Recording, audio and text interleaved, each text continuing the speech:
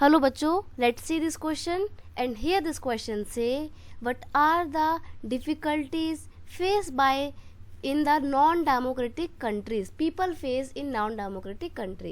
यानी कि क्वेश्चन में आपसे पूछा है जो नॉन डेमोक्रेटिक कंट्री होती है वहाँ पे कौन कौन सी डिफ़िकल्टीज लोगों को फेस करनी पड़ती है, ये यहाँ पे आपसे क्वेश्चन में पूछा है।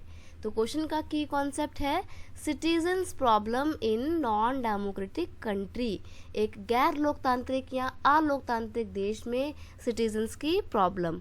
आंसर देखते हैं। People don't have right to criticize their government and government policy।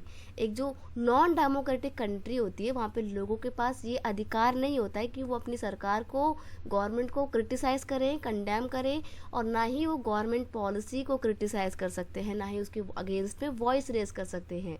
No freedom to elect their rulers. Non democratic country में जो रूलर होता है वो अपनी मर्जी से बनता है, अपनी पसंद से। वहाँ पे लोगों का कोई रोल नहीं होता है कि वो अपने रूलर्स को इलेक्ट करें। तो लोगों के पास ये वाली फ्रीडम नहीं होती, आज़ादी नहीं होती कि वो अपने रूलर्स को इलेक्ट कर सके एक नॉन डेमोक्रेटिक कंट्री में।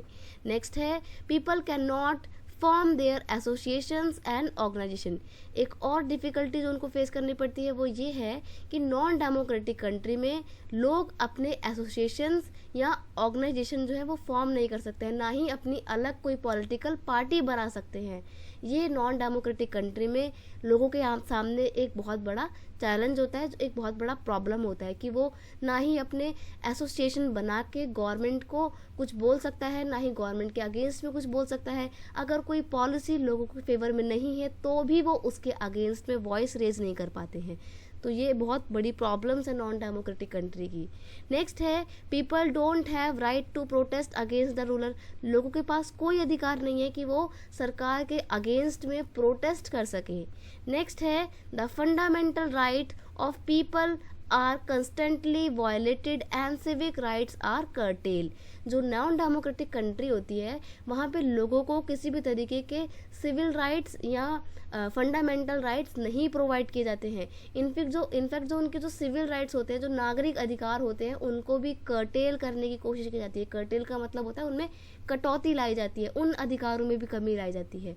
तो ये सब कुछ चीज़ें हैं। एक तरीके से हम कह सकते हैं कि नॉन डेमोक्रेटिक कंट्री में जो लोग होते हैं ना, उनके ऊपर फांसी लगा दी जाती है उनके गले में, क्योंकि उनके पास कोई अधिकार नहीं होते हैं।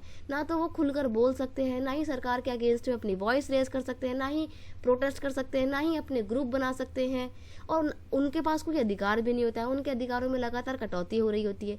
तो इन सब चीज़ों से पता लगता है कि नॉन डेमोक्रेटिक कंट्री में लोगों के पास बहुत सारी प्रॉब्लम होती हैं। I hope you understand it well. Best of luck.